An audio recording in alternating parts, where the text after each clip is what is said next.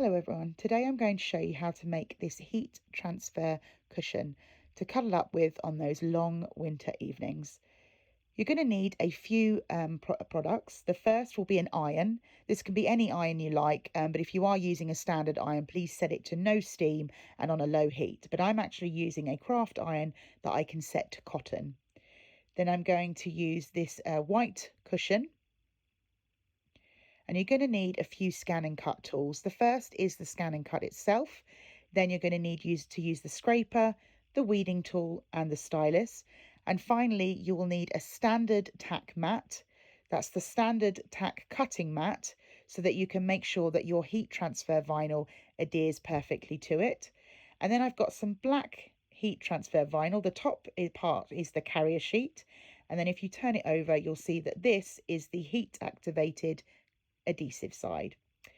I'm going to adhere my heat transfer vinyl to the mat, but also I've got my scraper here just so I can make sure that it's completely stuck down because I don't want that heat transfer to move at all during the cutting process. Select the font from your scan and cut, and you're going to first start by writing the word let's and adding that to your mat. You want to keep the two words separate because you want cuddle to be underneath let's. And if you add let's cuddle all together as one sentiment, you won't be able to move it later.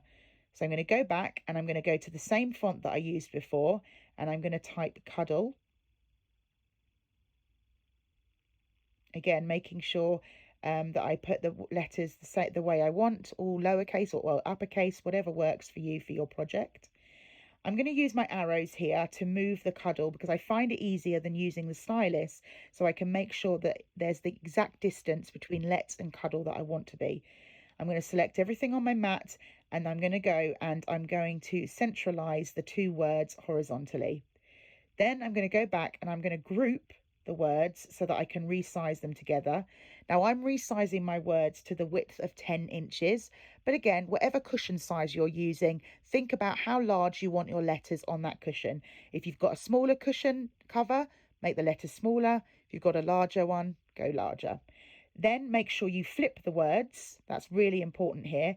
When you're using heat transfer vinyl, you want the image or letters to be flipped. And I'm also going to use the half cut function and pressure on auto. If you don't know how to do that, go into your tools here and change it by going on with the half cut and auto with the half cut pressure. And then we're going to select cut and we're going to allow the machine to start cutting the letters. Now, when you've popped your heat transfer vinyl on the mat, as I said, it's important to flip those letters. It's also important to make sure the carrier sheet, the shiny side, goes down onto your mat and the heat activated adhesive side is upwards. It's not going to take very long to cut these words and then we can start weeding them. Now, as you can see here, I am weeding very, very slowly.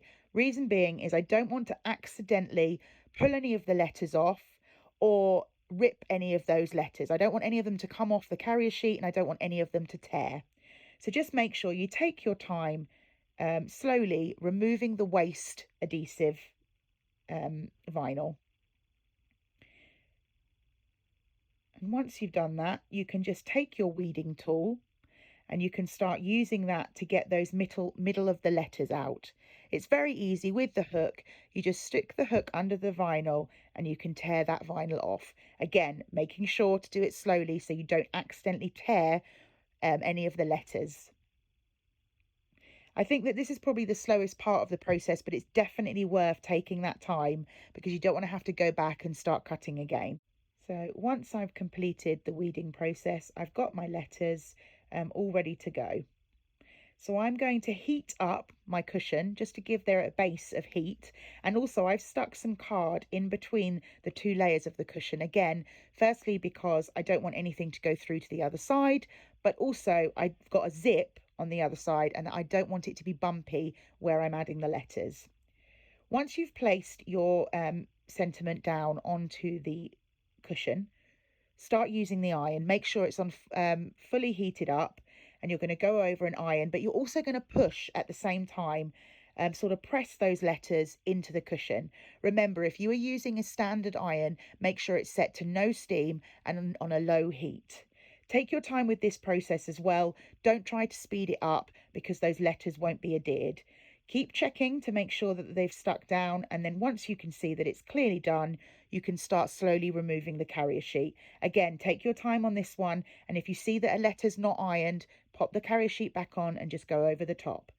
But there we have our heat transfer cushion, all ready to go. Pop a cushion inside your cushion cover and you can have this to snuggle up to on your winter evenings. Thank you so much for watching, and if you've enjoyed this video, please hit like and don't forget to ring the bell and subscribe for more Create and Craft videos. Thanks again for watching. Bye bye.